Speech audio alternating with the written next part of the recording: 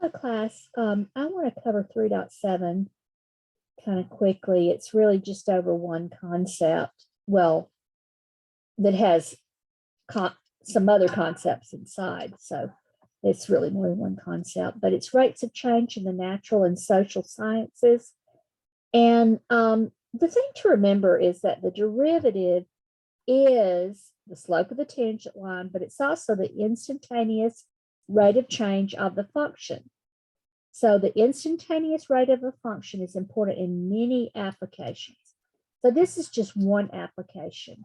And so we have to remember, that if you've got a position function,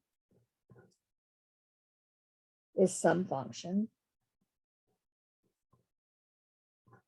then the derivative of the position function is the velocity function. And the second derivative of the position function is the derivative of the velocity function, which is the acceleration function. Sorry, this is which is the acceleration function. That's one of the concepts here. We talked about that before. So velocity is like the instantaneous rate of change of the position function, but acceleration is the instantaneous rate of change of the velocity function. Okay, so here is a problem, an application problem. Let's get this straight. So it's not so wiki-wacky. It's my new term, wiki-wacky. Okay, so we've got a particle that moves along or according to a law of motion, S equal F of t. So this is the position function where, of course, t is greater than or equal to 0. T is measured in seconds, and S, the position or distance as well, is measured in feet. So we want to do a number of things. So the first thing we want to do is find the velocity. So that's fairly easy. To find the velocity, we just need to find the derivative of the position function. So the velocity is the derivative of the position function. And I guess it was called f of t. So we take the derivative of this, we bring down the 4, we subtract 1 from the exponent, we bring down the 3, we subtract 1 from the exponent, and then I just did the multiplication here and here. And this is what I get for the velocity function. Now, the B part said, find the velocity at t equal 3 seconds. So, we're finding V of 3. That's the velocity at 3 seconds, when t is 3 seconds. So I'm just going to substitute in a 3 here and here. And so 3 gets cubed, it's 27. 3 gets squared, it's 9. And then that happens to be 0. That's just a coincidence that it's 0, and that the next question says the particle is at rest, or the next question was, when is the particle at rest? So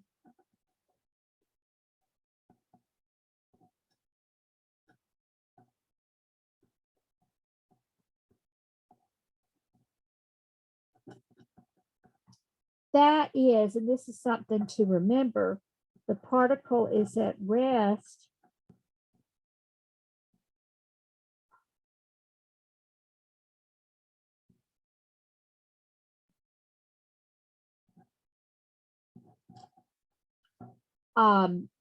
when the velocity is 0. So you need to remember this.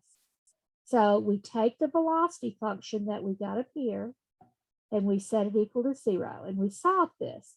So I can factor out a t squared, and I can also factor out 0.04. So I factor those out, and I've got a product of two things set equal to 0.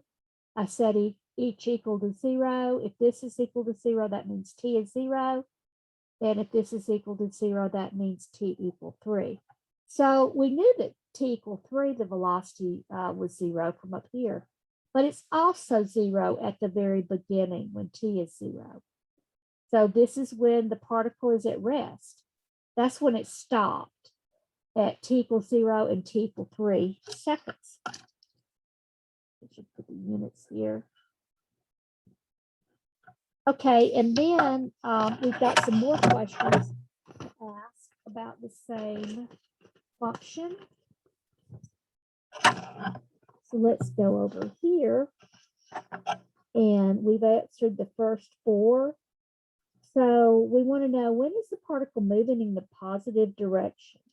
So for this problem, this is something to remember.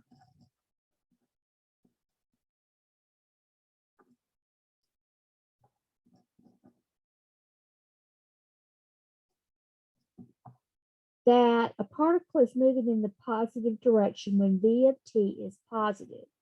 So we take the velocity, this was the velocity,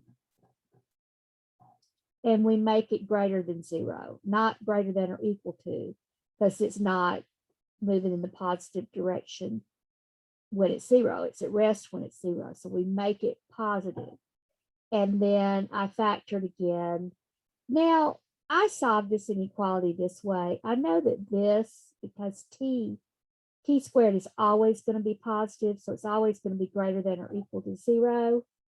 And so then it's just when t minus 3 is positive, which is t greater than 3. You know, another way to do it is you need to find the 0 and 3, but you could just graph it. And it actually, this is the graph of the velocity function. It dips below the x-axis right there. You might have to zoom in to see that. So v of t is positive or greater than 0 when it's above the x-axis. So that is when, if you look at this, that's when t is greater than 3. So the particle is moving in the positive direction when t is greater than 3 seconds. So it's that simple. You just need to figure out where the velocity is positive. So you have to figure out when it's 0, because it's going to change from positive to negative or negative to positive when the function is 0. So because like here it's negative, then it's 0, and then it's positive, because this is a continuous function. Okay, so let's look at some more of the answers to this particular problem.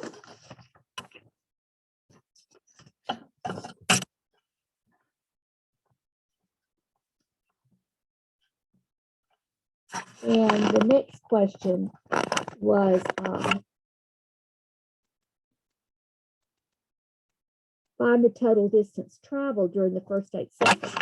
So what you have to do for this problem is you have to find the distance traveled in the negative direction, find the distance traveled in the positive direction, and then you have to add them together.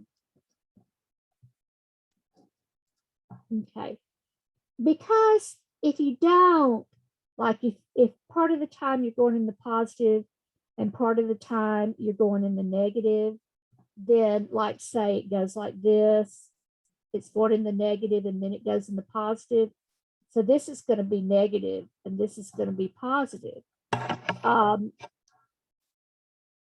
Then some of this, if you were to just take all of this, some of this would cancel out the negative, the distance in the negative direction. It's kind of like if I drive to Birmingham and then I turn around and I drive right back to where I started from, my displacement is 0, but the distance traveled is twice whatever the distance is to Birmingham. So, you know, I'm going to have to take the absolute value of the displacement that's in the negative direction. So that's what I'll do. So from 0 to 3, the velocity function was negative. So I'm going to go f absolute value of f of 3 minus f of 0. That'll give me the distance traveled in that time period. So this is the function. So f of 3 in the function, this is not the velocity, this is a position function. So if I take the position at 3 seconds, it's actually negative 0.27. And of course, the position at 0 seconds is 0. And I take the absolute value of that and I get 0.27 feet. Okay, now I have to figure out what the distance is traveled in the positive direction. So that's when t is greater than 3. And we're looking at the total distance traveled in the first 8 seconds. So we're looking for the distance traveled between 3 and 8 seconds.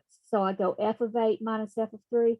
I didn't put absolute value here because I don't need it, because I know this is going to be positive. I'm traveling in the positive direction.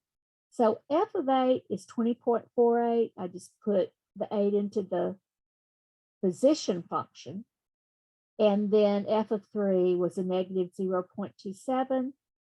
So that comes out to be 20.75. Now, that's just the distance in the positive direction.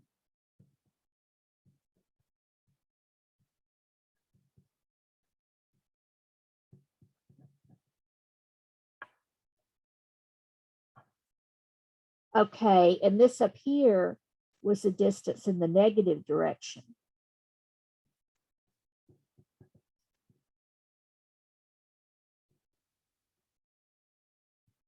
So what I need to do now is add those. So I just add this 20.75 to the 0.27, and I get my answer. That's the total distance traveled in the first 8 seconds. Then there were some more questions here.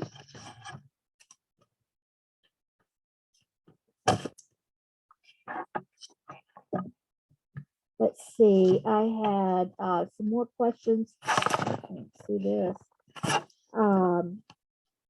We want to draw a diagram. So a diagram, you could say starting at t equals 0. Well, the particle was moving in the negative direction, so it was moving to this way is in the negative direction until t equals 3, and then it starts moving in the positive direction. So that's a diagram. Then we want to find the acceleration at time t and after 3 seconds. So the acceleration is the derivative of the velocity, and it's the second derivative of the position. This was a position function.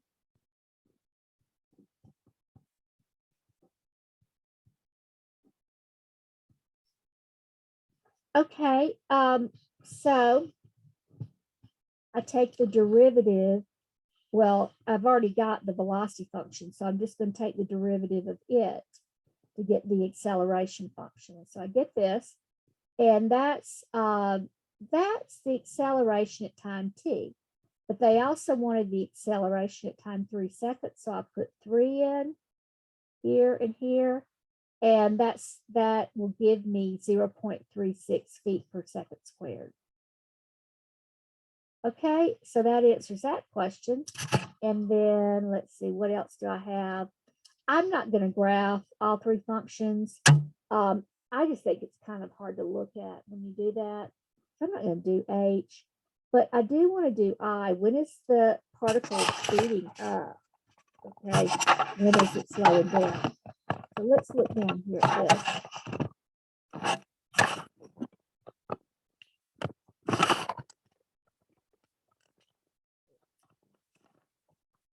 So when is the particle speeding up? You need to remember this. It's when the velocity and the acceleration have the same sign. Okay, so when the velocity and acceleration are either both positive or they're both negative. So just figure that out. You have to figure out when they're equal to 0, because with a continuous function, that's when it's going to change from positive to negative or negative to positive. So I need to figure out when the acceleration is 0. So I set the function equal to 0. I can factor out a 0.12t. So I do that. So it's at t equals 0, which is at the very beginning, and t equals 2. So then we already know that the velocity is 0 at t equals 0 and t equals 3. So now we look at this graph here. I graph both the velocity and the acceleration. And I want to see when they have the same sign. There's other ways you can make a chart and figure it out. You may have learned how to do it a different way. I just draw a graph, and if I can get a good graph that I can see, I can figure it out that way. So, I mean, you could like draw a number line for both functions and figure out when they're both positive or both negative. But in this case, if they're both below, then the particle would be speeding up, or if they're both above, the particle would be speeding up. And it is kind of hard to see this, but from 0 to 2 seconds, they're actually both below. If you were to zoom in, you would see that better. So from 0 to 2 seconds, the particle's speeding up because they're both negative.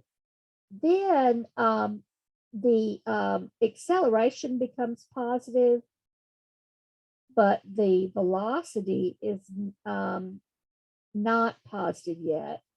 So this is the acceleration in red, and this is the velocity in blue. So what that means is that within this time interval between 2 and 3 seconds, the acceleration is positive and the velocity is negative.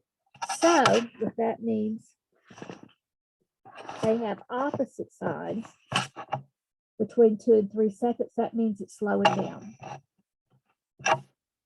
And then after 3 seconds, that's when the velocity becomes positive. Then they're both going to be positive. So, and they're not coming back down. So B and T and velocity and acceleration have the same sign for t greater than 3, because at 3, that's when the velocity also becomes positive. So they're both positive.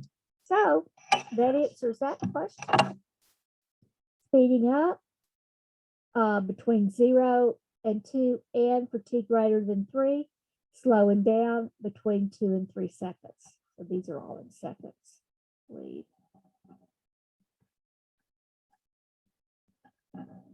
Now, I think that's it for this section. So I just did that one example because that's what I'm going to hold you responsible for, is something like this.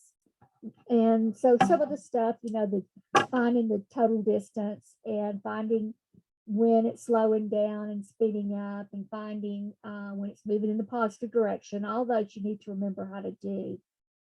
So I think that's it for this section. And I'm going to let y'all go now. So I'll see you later. I'll get the next section out there as soon as I can. All righty, so the end.